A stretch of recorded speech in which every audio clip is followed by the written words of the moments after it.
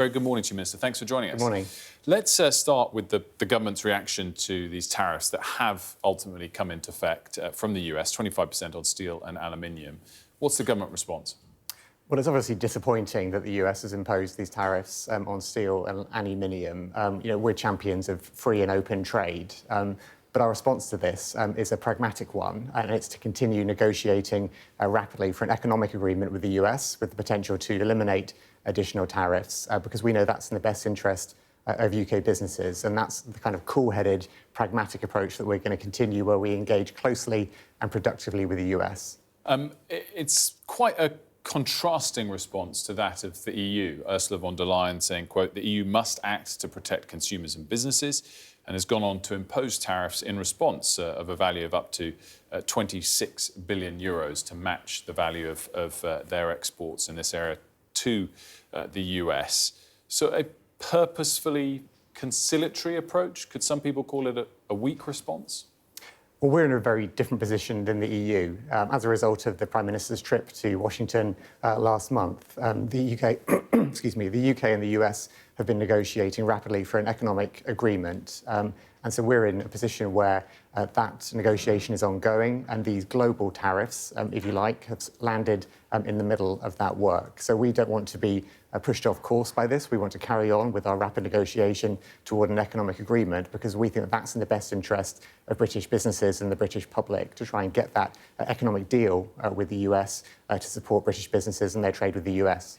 I get that. It's almost sort of even more surprising, given the supposed warmth between both sides, given the goal of a free trade deal, and given the lack of a significant surplus between the two countries, that these tariffs have been imposed on the UK.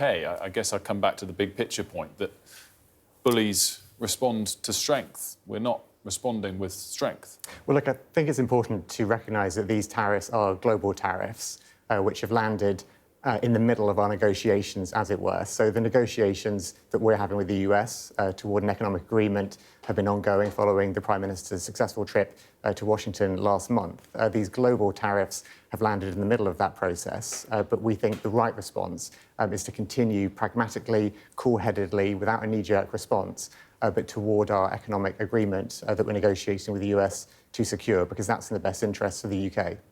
Let's talk about what you're announcing today. You're abolishing the PSR. What is the PSR? So the PSR is the Payment Systems Regulator. It's one of the regulators that covers payments. It's dealt with issues like open banking and measures against fraud and so on. But what businesses have been telling us is that the regulatory landscape is too complex. You have the PSR alongside the FCA and the Bank of England. And what the businesses have been telling us is that they want a simpler way to engage with regulators in this space. And so that's why we set out our plans today to abolish the PSR, to incorporate its functions where necessary with the FCA, subject to the consultation about details over the summer, in a way that will be good for the taxpayer, but crucially good for businesses, to make sure businesses have a simpler environment to engage with, and that will support economic growth. Is this the tip of the iceberg of deregulation? If you talk about the financial services industry as an example, we've lost a lot of business, not actually just to the EU, but to the Middle East as well, where regulations are softer, are lighter. Are you going to go a lot further in the years ahead?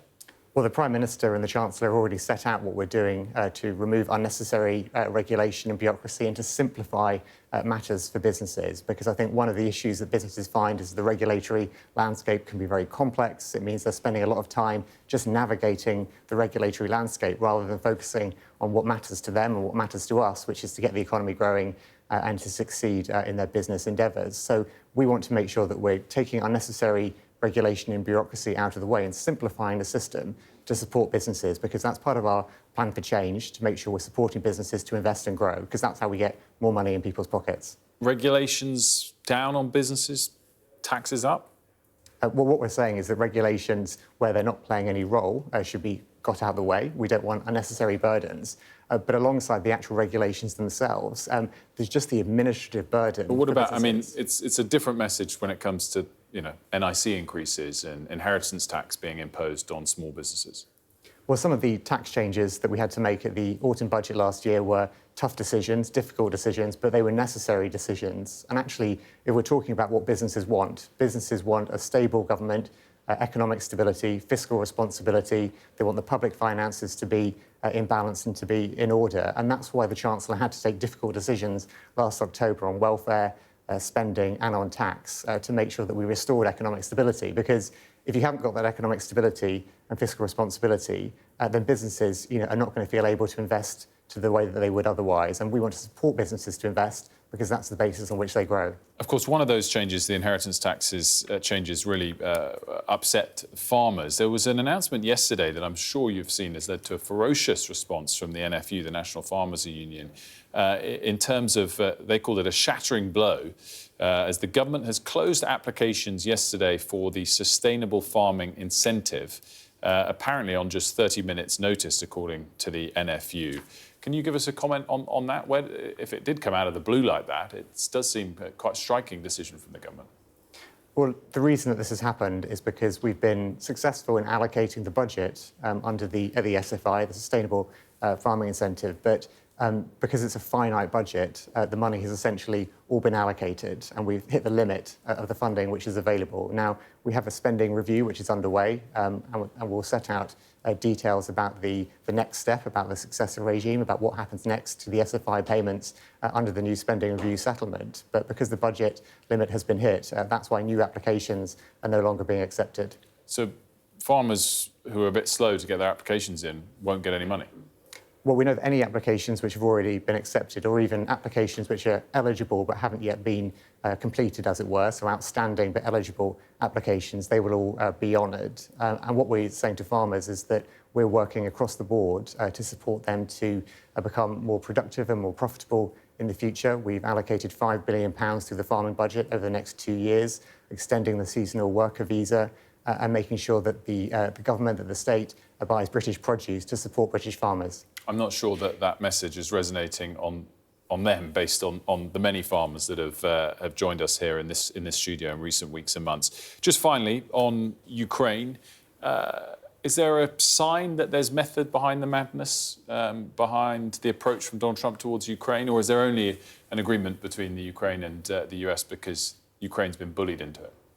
Well, I think the role of the UK in this is to be an honest broker. And as you've seen, the Prime Minister went to Washington to meet President Trump. He's been in contact with him since then, obviously working with President Zelensky, European leaders, other leaders around the world to try and broker a path towards peace. And so that's why what we've seen in terms of the ceasefire agreement announced overnight is a really remarkable breakthrough, and the ball is very much now in Russia's court. James Mark, great to see you this morning. Thanks for joining us.